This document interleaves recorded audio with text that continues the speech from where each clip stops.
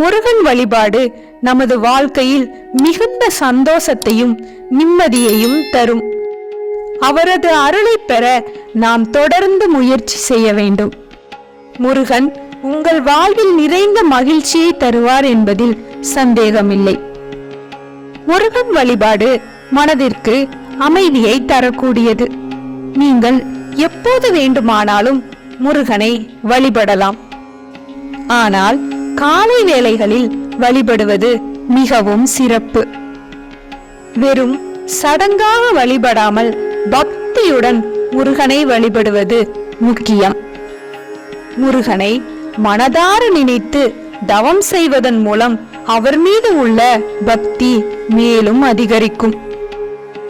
அருட்பெருஞ்சோதி சுடரான முருகனை வழிபட அதிகாலை 4:30 மணி முதல் 6 மணி வரையிலான பிரம்ம முகூர்த்தமாகிய பொழுதிலேயே எழுந்து ஒரு நெய் தீபமோ அல்லது நல்லெண்ணெய் தீபமோ ஏற்றி தீபத்தின் முன் அமர்ந்து ஓம் முருகா என்றோ, ஓம் சரவண பவ என்றோ, ஓம் முருகப்பெருமான் திருவடிகள் போற்றி என்றோ, ஓம் சரவண ஜோதியே நமோ நம என்றோ முருகப்பெருமானின் நாமங்களை மனமுருகி சொல்லி பூஜித்திட வேண்டும்.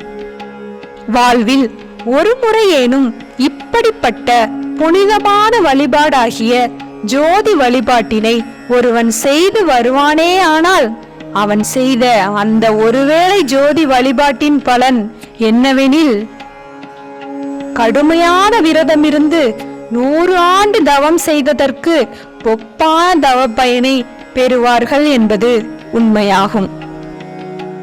ஏனெனில் வேறெந்த விதமான விரதமுறை வழிபாட்டிலும் வெளிப்பட முடியாத முருகப்பெருமான் ஜோதி வழிபாட்டில் அவர்கள் ஏற்றும் ஜோதியிலே உடன் தோன்றி அருள் செய்வதினாலே ஜோதி வழிபாடு உடனடியாக முருகனது ஆசிகளை பெற்றுத்தர வல்லமை மிக்கதான வழிபாடாகும்.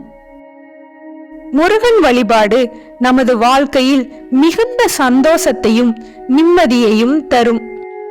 அவரது அருளை பெற நாம் தொடர்ந்து முயற்சி செய்ய வேண்டும். முருகன் உங்கள் வாழ்வில் நிறைந்த மகிழ்ச்சியை தருவார் என்பதில் சந்தேகமில்லை. முருகன் வழிபாடு மனதிற்கு அமைதியை தரக்கூடியது. நீங்கள் எப்போது வேண்டுமானாலும் முருகனை வழிபடலாம். ஆனால் காலை வேளைகளில் வழிபடுவது மிகவும் சிறப்பு.